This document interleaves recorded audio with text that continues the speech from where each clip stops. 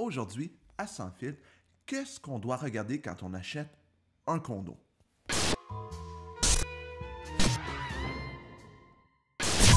La première chose que les gens regardent, puis avec raison, c'est quoi les frais de condo?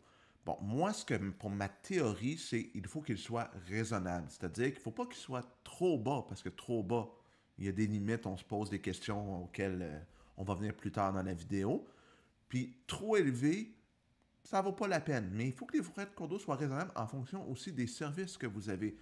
Si vous avez un ascenseur, une piscine, un gym, une salle communautaire, par exemple, c'est normal que les frais de condo soient plus hauts. Puis les frais de condo, à la juste valeur, fait que ça va aider à la vente d'un condo dans le futur. On parlait des frais de condo, on voulait qu'ils soient raisonnables. Bien, les finances d'un condo, c'est super important. Puis il y a 3 types de finances différentes. Il y a les dépenses d'opération courantes. Est-ce qu'on paye les justes prix pour le service du comptable, pour les services de gestion, s'il y en a, pour l'entretien du gazon? Donc, il y a cette étape-là qu'il faut vérifier. Est-ce que c'est raisonnable? Ensuite, il faut voir l'état du fonds de prévoyance. Est-ce qu'il y a un montant suffisant dans le fonds de prévoyance?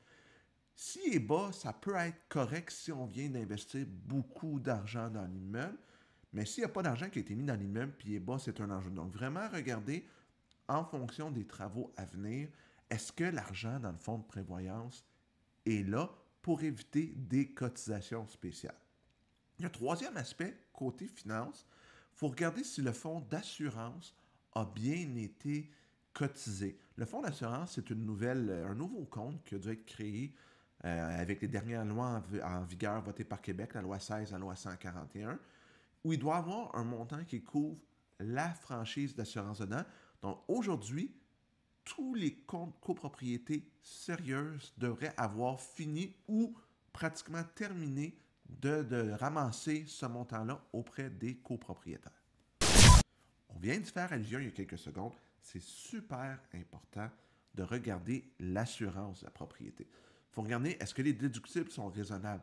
Des déductibles de 50 000 dans un bloc de 8 unités, ça peut être un enjeu, mais dans une tour de 200 condos au centre-ville, dans Griffintown, par exemple, c'est probablement beaucoup plus normal et acceptable quand on regarde le nombre de personnes. Donc, il faut regarder, est-ce que les franchises sont raisonnables? Est-ce que la couverture est appropriée? Parce qu'une copropriété doit être assurée telle qu'à la construction. Donc, ça donne ici, exemple, tous les condos avaient des tapis à la construction, puis l'immeuble devenait perte totale. L'assurance doit couvrir des condos reconstruits avec des tapis, puis le copropriétaire, lui, doit assurer toutes les améliorations qu'il fait. Donc, si le coût de reconstruction est estimé à 100 millions pour une tour à condo, mais qu'il y a juste 50 millions, ça peut devenir un enjeu. Puis là, je ne vous demande pas de devenir estimateur d'assurance puis un pro de l'assurance, mais vous pouvez quand même aller avec un peu de bon sens, puis votre courtier aussi, dire, est-ce que ça peut faire du sens, le prix qui est mis là pour le nombre d'unités?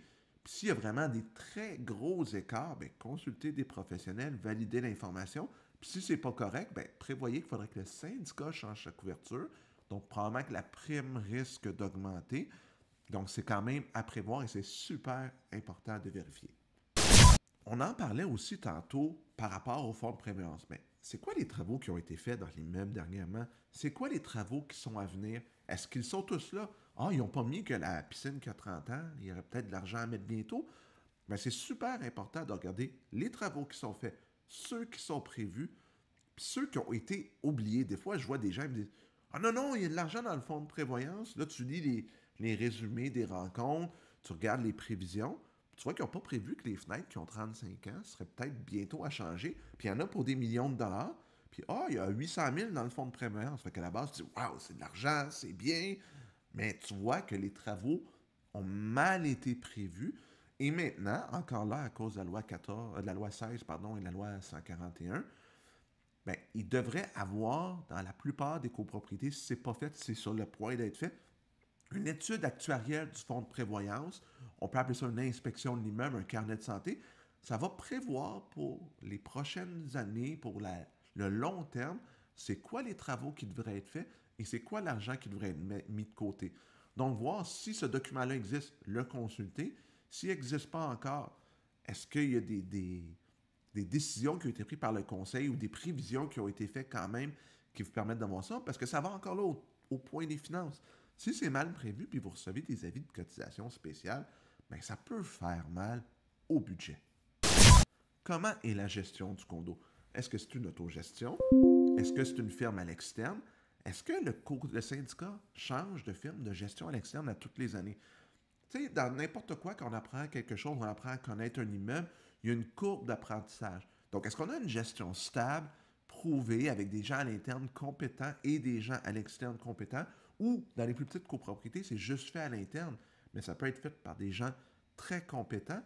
Donc, vérifier la qualité de la gestion, puis s'assurer qu'il n'y a pas une rotation trop régulière de la gestion, parce que ça peut être symptomatique de d'autres problèmes dans la copropriété, que ce soit des guerres internes ou du fait que la gestion veut implémenter, veut mettre en place des choses, et il y a une réticence des copropriétaires à l'interne, ce qui pourrait faire augmenter les dépenses à moyen terme. L'autre chose qui est super importante, c'est de bien lire les règlements et la déclaration de copropriété. Moi, j'appelle ça la Bible de votre droit de propriétaire. Ça va vous dire qu'est-ce que vous pouvez faire, qu'est-ce que vous ne pouvez pas faire. Les animaux sont permis, pas permis. Les barbecues, c'est des choses que les gens posent souvent comme question. Comment c'est géré les espaces de stationnement? Est-ce que ça vous appartient?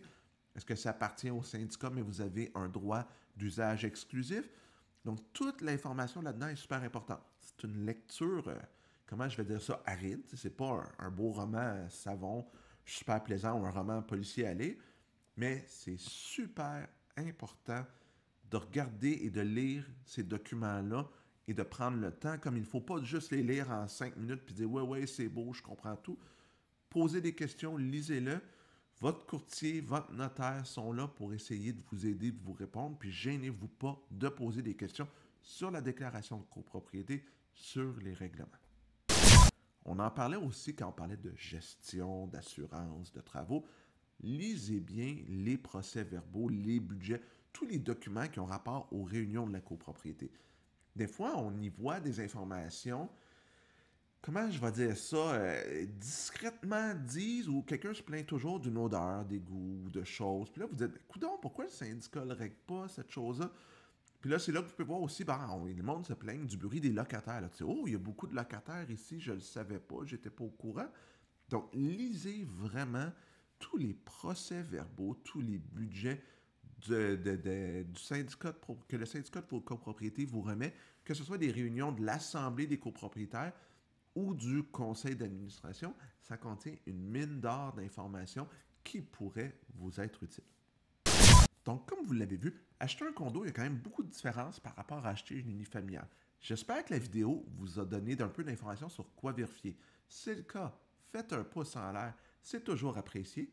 Abonnez-vous à la chaîne. On continue à mettre du contenu immobilier régulièrement.